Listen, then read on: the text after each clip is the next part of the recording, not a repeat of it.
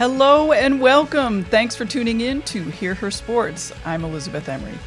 I'm coming to you a day early for a special National Girls and Women in Sports Day episode. Today, February 6th, is the 33rd edition of this national observance celebrating the extraordinary achievements of girls and women in sports. I'm all about that, so here we are. My guest is the amazing Meagan Martin, Ninja Warrior superstar, professional climber, USA team climber, powerful model for Athleta, and as of very recently, Meagan is also a commentator for USA Climbing on ESPN. As you can hear, Meagan is excellent at staying active. She also makes a point of coaching and mentoring younger climbers. Plus, she recently moved. I caught her between driving home from the airport after commentating at Boulder Nationals and heading out to look at houses. In the episode, Meagan shares her thoughts about the impact of sports for kids, girls, and women, the value of mentors, painted nails, body image, goals, aging, and she has some final wise words, so stay tuned. Before we get to the episode, push pause and text your favorite Ninja Warrior fan a quick link to hearhersports.com and say, Meagan is on. They will definitely know who she is. Well, that's enough. Let's get going. So I'm going to just jump right in. Awesome. Hi, Meagan. Welcome to Hear Her Sports. Thank you for finding a break in your schedule. I know that you're super busy doing all sorts of stuff. So I'm super excited to hear more about what you're doing and appreciate you being here. Thank you so much for having me. So since we're recording this as a special episode for National Girls and Women in Sports Day, I'd like to just start by asking why this day is important and how you're going to be involved. Well, I think this day is very important because, as a woman and at one point I was a girl in sports as well, sports has shaped my life completely. I've always done sports and my career has always involved sports. So if I can make any kind of impact for young girls who are looking to be successful in sports and then a career after sports that still keeps them involved in athletics, I want to be able to be a part of that. Do you think that sports is important for everybody or just, the kids that like sports? I ask this a lot. Oh, that's a really good question. I do think it's important for everyone because I think if you can create a way to be active into your everyday lifestyle, I think it's always better for you if that can be something you do when you're younger to carry on through the rest of your life because it'll keep you healthier and happier. And I do think the multitasking skills that come with, doing sports and having to learn how to manage your time early on and all of that stuff is just better tools to help you be successful later on in life. Mm-hmm. I gather those are what you learned in sports or some of the things. Definitely some of the major things I learned in sports, especially in college sports. Yeah, I was going to ask management. That. Yeah. Were you at a D1 school, with intense practice schedule? Yeah, I went to Vanderbilt, so D1 SEC, and I was a pole vaulter there. So right. Really good school, so heavy academic load along with a really intense sports schedule. Right. So what are you going to be doing for the National Girls and Women's Sports Day? On the day, I think I'm starting at the climbing gym. I'm doing a little local TV thing at the gym. And then later on, I'm going to go to one of the Athleta stores because they have stuff planned at all of their locations to really focus on the day. So I'm just going to go there. I don't know exactly what they're doing. So I'm just going to go to the store and, meet people and be involved in those activities and stuff. So. Mm-hmm. And Athleta makes a big point of getting involved with girls programs.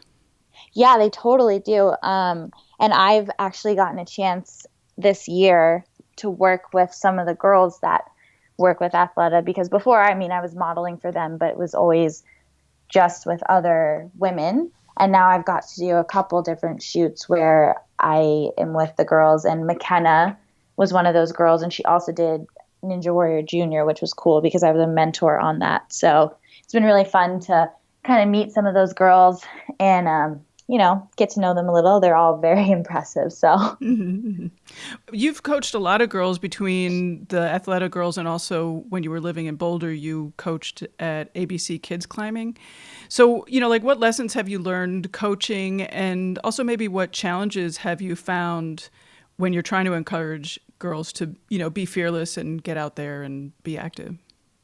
Yeah, coaching at ABC was really cool because the program itself actually was very heavy on the girl side, which, you know, in climbing, it's always been a male dominated sport. So to see like the team at ABC be majority girls was so cool to see, because it just shows how the sport's progressing. I did And then notice it's that. always, Sorry, so go ahead. I did notice that the gym was owned by a couple, male and female. So I thought that was really Yeah. interesting that it, translated to having more girls in the gym. Yeah, it's really cool. And they've just done a really good job with that program. I think when it comes to coaching, obviously, like, encouragement is so different person to person. And, you know, the difference between boys and girls too, and the way you can encourage them and how it will actually help them be successful versus like unsuccessful. Just like, you always have to change the way in which you're doing it so that you can hopefully create a way to make that specific person as successful as they can be in the sport. Mm-hmm. So it was a lot of that, just like balancing different personalities and making sure you were saying the right things to the right athletes in order to make sure they can be as successful as possible. What would you like to see more of in the gyms? And, how can gyms take a really active role in diversifying the climbing community, attracting more women and attracting more people of color? So I think the best thing to do is to have just more role models around to really kind of show what's possible. I think that's really helpful. And that's something I really liked with being a coach at the gym, because I was at the time competing all the time. And then sometimes it was really cool in climbing, once you're like 15 and turning 16 the year of any adult competition, you can then compete with the adults. So I would actually compete against some of my athletes in competitions, which was Wow. really cool. Yeah, no, it's funny because you have a relationship with them. We'd be climbing together and like I'm coaching, but then we're competing against each other, but I'm also like friends with them. And I would always find myself, I mean, and climbing is like this too. There's a lot of camaraderie. So everyone kind of helps each other. So especially as a coach, I was even more helpful. And it's kind of funny because it's like, that's my competition, but I'm trying to make sure that they have a good competition as well. And they walk away from it feeling good about everything. Right. It sounds like you're So a good coach. yeah, it's kind of a interesting little area to navigate. And then I guess the same with just diversity in the sport. The more diverse climbers we have who have a voice, I think that would draw more people into the sport, like more people of color into the sport. What do you personally, like, what experiences do you personally share and feel are really received well by the kids that you're coaching? I was always trying to stress more the experience of competitions versus like the results, because it's more about the journey of everything. I mean, everybody works really hard, and you just hope that all of the preparation you had pays off in a competition, but it doesn't always. So I always stress like how important failure was in terms of progression, and just stressing to have fun. Like, that was the most important thing. The first thing I would ask them about whatever competition they were at, like the weekend, would be, did you have fun? What did you like about it? This and that. And then we'd go back to more critiquing like what happened. But I always wanted to start with that positive note about like how they felt about it, because if they're not having fun, I feel like they shouldn't be doing it, and maybe they need to reassess what's important. Mm-hmm. And I feel like that can happen a lot, especially with kids. And once things get difficult and then they're in a sport and they think they need to stay in it. And I found it a lot with climbing too. Kids would get to high school and they'd start being interested in like high school sports. And I always encourage them to go and try those sports too, because you can always go back to climbing, I feel like, because it's a lifelong sport. But if you get to high school and all of a sudden you want to do track and field, like, go for it. Like, why waste your time if you're kind of over something else? If you're interested in another sport, I think it's totally fine to go try it. Do the kids struggle with, sort of body changes when they get into puberty? I mean, I know your balance changes a little bit at that time. Oh, yeah, definitely. And it's actually different times for the boys and girls, because the girls, when they're about like between 12 to 15, I feel like they go through a big change and everything's a little different. But then the boys, it's later. It's like 16, 17, they hit that like growth spurt. So with the girls, I always like to focus on like positive body image. And I have a very different body type from most climbers, and I think that was good for me to be in the gym as a successful climber with a different body type so that they didn't feel like they needed to look a certain way. I think that was always really helpful. I really like that about seeing you climb. It is such a different body type than Very the different. stereotype. And that's great. I recently actually today I talked to a climber, and she was saying that, every body type has an advantage and a disadvantage. So, Totally. so that was really exciting. Yeah. And so the thing is like, for example, a lot of climbers don't have strong legs generally. And I did 8 years of track and field. So I'm obviously going to have leg muscles. And I'm not going to look like someone who's 110 pounds. Like, it's just not going to happen. So why would I try to force my body into something like that? Why don't I just work with what I have and then work on things I can actually change in terms of like gaining more strength or more technique and stuff like that? How did you come to that? Because, I mean, it's hard when you're surrounded, in climbing, for example, you're surrounded by all these people who look very different from you. And yet you seemed able to say, okay, I don't look like that, but I'm going to take advantage of what I do have. I honestly think it was a little circumstantial. I think the fact that I went into track and field when I was in high school was helpful because I wasn't in climbing at that kind of change time. And so when I came back, my body had been the way it was for the last 8 years. So I had no choice but to adapt. Um, so it kind of was set up nicely for that. And when I was younger, because I stopped climbing when I was 15, I guess I stopped when I was 15, but I had already noticed like in middle school, I remember I had a friend who was still under 100 pounds, and I was already at like 110, 115 because I'm very muscular naturally. Right. And I remember having a moment and like telling my mom, and I was like, how come she and my dad didn't allow scales in the house, so if I wanted to weigh myself, I had to go to the grocery store, which I think was great. Because now I don't own a scale. I just go off of how my clothes are fitting. I'm like, okay, this is great. But my mom was like, well, muscle weighs more than fat, and your body type is different, and that's the way you're built, and that is what it is. Weight really doesn't matter. So I think that was really helpful early on. So I never really kind of thought about it again since when I was like 12 or whatever. I had already had that conversation. So I think my parents in general, just creating a nice, safe place for positive body image and positive like feelings towards food and just eating healthy and not worrying, never talking about diets, nothing like that. And when girls would bring that kind of stuff up to me at the gym, if they'd be like, oh, I'm going on a diet, my response would be, you're 13 years old. You don't need to be on a diet. Just eat food, eat your vegetables, eat your meat, eat like all of that stuff. A diet is not what you need to be doing. One of the themes that has emerged in this podcast is that pretty much every single guest I've had on has had that one person who says, you can do it. And you can do it often in a big way, like you can go to the Olympics or, whatever it is. Did you have a person like that? My parents were always very supportive of whatever sport I was into. My dad had a rule that we all needed to be in sports. So like when I quit gymnastics, that's how I found climbing. My dad told me I needed to find a new sport, or I would start going to like tutoring every weekend so I could be as smart as possible.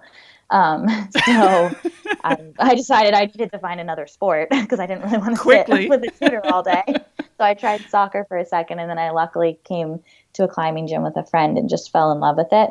But I think, my parents just being supportive of my passions for whatever sport I had and allowing me to switch sports when I wanted to too, and not forcing me. They always made me finish out the season, which I think was good because I think you should finish what you start. But once seasons were over, I was able to decide if I wanted to stay in that sport or switch to another one.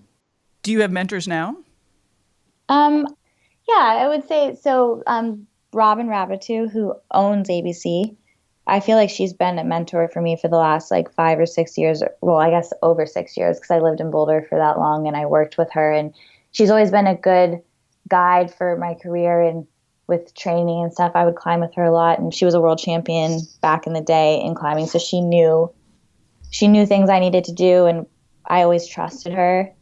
So she was always very motivating and always happy to help in any way she could. And I still I actually just got off the phone with her as I was driving home from the airport. We were talking about the competition I was just at where I was commentating. And I just always trust her opinions. So it's really nice to have a strong female to look to who's been successful Yeah. in your sport, basically. Yeah, who understands what you're going through. Yeah. And it sounds like you like to mentee, or you like to mentor people. I think it's a natural state for me. I'm the oldest of three girls, and I'm also the oldest of 13 grandchildren on my mom's side. So I've always been in that first role. Right. I like the one that everyone else is looking to. So it kind of comes naturally. And I like people and I like to have close friends and have relationships with people. And I do care a lot about other people succeeding as well as myself. So, yeah, for example, Robin's daughter, Brooke, is basically like my little sister. And anytime she has any kind of problem or question, like she can call me and we talk about it, whether it's about climbing or now she's in college and all that stuff. So that's a really awesome relationship. And with coaching and stuff, you have those other relationships with other athletes as well. So it's been a really nice place to be in because I'm definitely thankful for having people to look up to. So if I can be that for somebody else, that just makes my day. Sure. It's nice to give back too. Totally. Yeah. Just to get back a little bit to the body image, I see that you often have very beautiful nails during competition. I do. I love to get my nails done. Actually, it's been interesting taking modeling now and then doing more broadcasting stuff. You can't really have any kind of color on your nails. So I'm still just getting my nails done with a clear coat. But it was nice for climbing competitions or the Ninja Warrior competitions. I always try to have a fun color. And when I was younger, before I could afford to go get my nails done, I before the competition would paint my nails the night before, and it was always so relaxing because days before competitions I would get very stressed because it's that anticipation of the day. And so it was a great way to distract myself from being stressed. So I would just paint my nails, and I obviously love pretty colors, so it was just fun to figure out what color you wanted to do and then take the time to make your nails look nice. Do you ever feel a conflict between painting your nails and being so aggressive and powerful on the rocks? I feel like it's a topic that's brought up, but not one that I would have thought of myself. I just thought this is what I like to do, so I'm going to do it. I guess I like to, I don't really like to be put in a box. So I would consider myself pretty girly, but I also, I spend a lot of time in the mountains. I camp. I feel like I have multiple sides to me. And so that's just my way to express it. Mm-hmm. So I can be powerful and I can look cute and do my hair and makeup and nails, but it doesn't mean I can't climb really hard or can't carry my luggage in the airport, little stuff like that. So Right. It's interesting. This came up in the last episode I did, and it made me realize that, I'm older than you quite a bit. And it made me realize that, when I was growing up, it did feel like a choice. You couldn't be both. And it's really fun to see more girls being able to do both. And, for you, not even thinking of it. Yeah, and it's really nice. And that actually was something I noticed quickly with coaching. There were some girls that wanted to do kind of what I was doing, where they would want to be more girly. And then there were others that didn't. And I just celebrated both of them, the girl who still would prefer to wear, baggier clothes and stuff. I'm that's an awesome style. I like to wear baggy clothes sometimes too. Sometimes I like to wear tight clothes. Sometimes I like to wear basketball shorts, and just kind of celebrate individuality. Mm-hmm. Cool. Well, I want to move to some of your own goals and things that you're doing. So what are your goals? And, for example, are the Olympics in your future? The Olympics are not in my future as a competitor, but I'm hoping to be the commentator for the Olympics. That is my goal in terms of the Olympics. That's awesome. Right? And I actually decided to make that switch this year. USA Climbing signed a deal with ESPN, and they sent out a call for commentators to apply. And so I did, and I got the job. So I actually just flew back from the bouldering nationals where I commentated all weekend. So it's really fun, and I'm excited to get the experience, and hopefully I'll end up being in Tokyo cheering on all the people that I have been competing with for the last 6-7 years. Right. So how was it being the commentator? It was awesome. This is my second event. My first event was the combined invitational, which was the first of its kind in the US because that's going to be the Olympic format. But I'm enjoying it. I'm enjoying learning how I can get better each time. And I love climbing. I love watching competitions. And so many of the people competing are people that I'm very close to. So it's really fun to be able to see them shine and then try and share our sport with the world a bit more so people can understand it a little bit more. What have some of the hard things been, to learn that new skill? What is very hard is I am like, after being a coach for so long, I am so about cheering when people are climbing. So to sit there and just talk about people who I care about and not show that I care a little bit more about this person or the other person, and to not actually be cheering as they're climbing, that's hard for me. But it's manageable, but it's something I have to actively think about. I'm like, okay, you have a job to do here. You can't be like screaming your head off for somebody. That's not your job right now. That's so interesting. Yeah, it's like before I did the interview with the winner last night, I was able, with both of the winners, the man and the woman, which actually the woman is 17, so like a very young woman still. I like ran up to them and I like quickly was like, oh my gosh, she did so well. I'm so excited. I almost cried. Like I was like talking a mile a minute, and then we're doing an interview really quick, and it's all professional. So it's really fun though. It's a really great experience. I love that you're really goal oriented and are able to, like make plans to achieve those goals, even if the goals are, like years in advance. Where did you learn to do that? My dad's a big goal setter. Every year he writes down his goals for the year, which I actually don't write them down. I should, but I do have like them in my head. And I have like big goals that I have written down in the past. So I'm just always trying to work my way towards those. The broadcasting thing, I've always wanted to be an actress. So being in front of the camera is something I've always seen myself doing. But, with the modeling and now with the broadcasting, I didn't really have those as specific goals, but they're still in line with what I've always wanted to do. And it's cool because they kind of have worked out even better because they coincide with my passion better, which is climbing. And are you still competing? You are, right? I am still competing. I'm just not going to be doing, so in climbing, they have USA climbing competitions, and that's how you make the national team, and then you can go compete internationally. So I'm not going to do any of that stuff anymore because I want to be commentating at those events. But there's also a lot of competitions throughout the year that are hosted by different companies or gyms, so I can do any of those if I want to. Right. And I will. I'm doing one in April, so. How are you going to manage training and commentating at the same time? It's actually been pretty easy because when I'm in town, at home, I can still train a bunch. And then what was great about this last job is not only was I commentating, but I actually got to climb. Because the people who set the climbs are called route setters. And so they climb on the boulders a bit and trying to figure out how to make things like the right difficulty. But I actually got to get on them as well so they could gauge it a little more, having a woman on the women's climbs. So that was really nice. I got to get my workout in, and I got to get on all the climbs that I would have loved to get on anyway without any of the stress. And then I had a job to do. So it was great. Right. The best of both worlds. I bet it made you better able to comment too. Yeah, it was really helpful actually, just to know where specific, more difficult areas on each boulder problem were. So it was really helpful for sure. So what other goals do you have? I definitely still would love to be an actress at some point. That's a big goal for me. And then I have a lot of outdoor climbing goals that have just come about a bit more after moving to California, trying to get more into trad climbing, which is more traditional climbing. I don't know if you saw the Dawn Wall movie or the Free Solo movie, but those more big wall climbs. I mean, with a rope, though, not free soloing. I wouldn't be doing that. Only Alex Honnold can do that. But just more of that, kind of getting into more of the other disciplines of climbing and just spending more time outside. Goals regarding more difficult climbs and bouldering outside and sport climbing, and then hopefully trying to do some big wall stuff.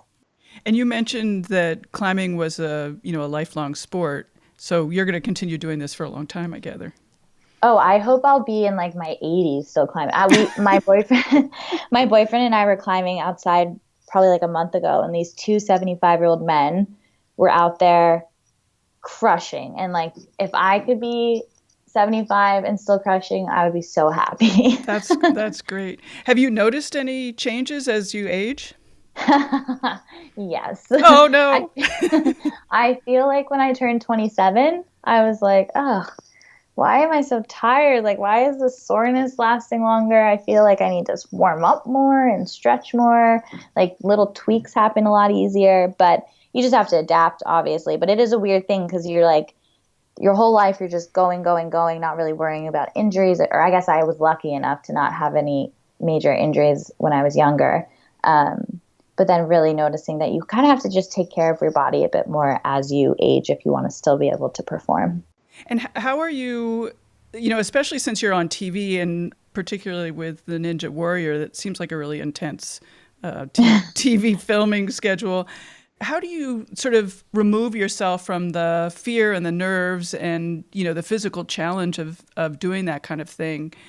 How do you remove yourself and continue to go?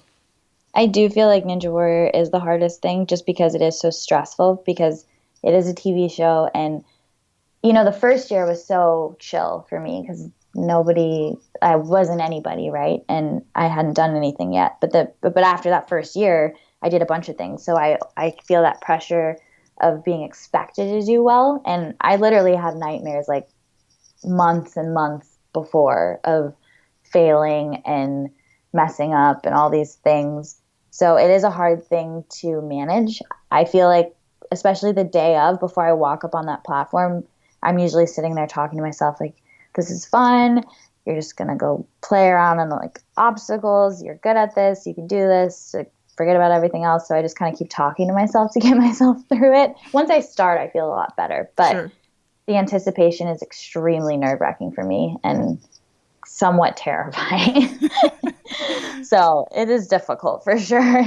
It's just the expectations though, really, I think is what gets to me the most. Did you have the same nerves when you were commentating?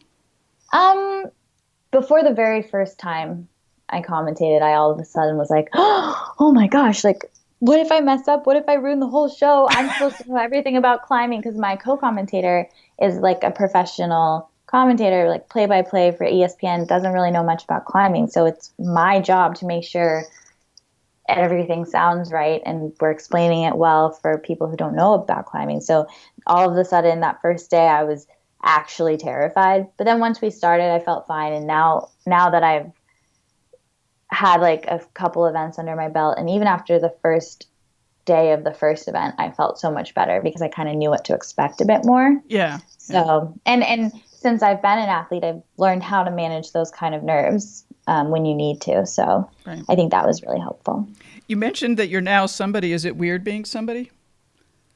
I don't mind it. I kind of like it. I mean, it can be, but I mean, I like people. So like today in the airport, a man walked up to me at baggage claim and he was like, excuse me, but are you the Meagan Martin? And I was like, oh, hi. Like, I just think it's fun. So I don't mind it at all. I think it's really cool. That's nice. That's really nice. It is funny though. I was at a climbing gym in SoCal the other day, and a little girl or not little, she's like 15 now, but I met her when she was like 9 at one point, and she walked into the gym and she was like, "Oh my gosh, I can't breathe." And I was like, "Why?" And she was like, "'Cause you're here." I was like, "Oh my gosh, stop! Come climb with me, please!" Like, I'm climbing by myself. I'm so glad you're here. Can we session now? Like, you're so cute, but you don't need to be losing your breath over me. We're just gonna climb really quick. That's so great. That's so great. Yeah, it was super fun. You seem so powerful and focused and, goal oriented and super confident. Have you ever experienced any challenges as being a woman athlete?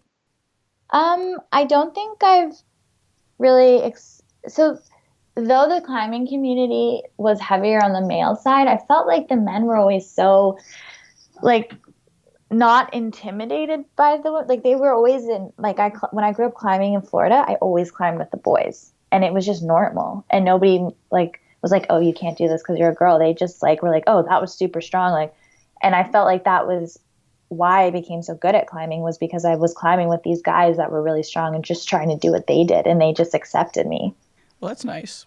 Yeah, it was nice. I mean, I know not all sports are like that. I think I'm really lucky to have that, but it was definitely a really good experience for me. Yeah. It also sounds like you had good role models at home, too. Yeah, that was definitely helpful. I know our time is short and I don't want to keep you long, but is there anything that we didn't get to that you want to tell our listeners? Well, I would just say that if you have a daughter, just to encourage her to follow any dream that she has. I feel like that's the most important. I think we need more strong women in the world, and we've proven that women are capable of doing anything that a guy can do. So the more encouragement and positivity we have for girls and anything they do, I think we're better off. That's great. Thank you very much. I really appreciate you taking the time to be on the podcast. Thank you. No problem. Thank you so much. I'm sending a big thank you to today's guest, Meagan Martin, for being on the show, and to Athleta for featuring a beautiful range of body types in their advertising.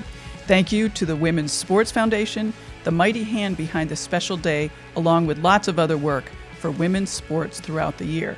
Check out the show notes on the episode's page at hearhersports.com. I've included a video link to Meagan's run at the Minneapolis Ninja Warrior qualifiers. It's definitely worth watching because she's incredible. Hear Her Sports was started to increase media coverage of female athletes and women in sports. 44% of athletes are women, and only 4% of sports media coverage is about women. That's not a number, it's a rounding error. As women, we're all going to benefit from speaking way up, telling our stories, and listening to stories of incredible women like my sporty, adventurous guests. Please subscribe to the podcast on Apple Podcast, Spotify, or through your favorite podcast player. Subscribe to the Hear Her Sports newsletter, donate, or purchase new swag on hearhersports.com. Our theme music is by the band Goldmines, our logo by Agnes Studio. I'll be back in 2 weeks. Bye-bye.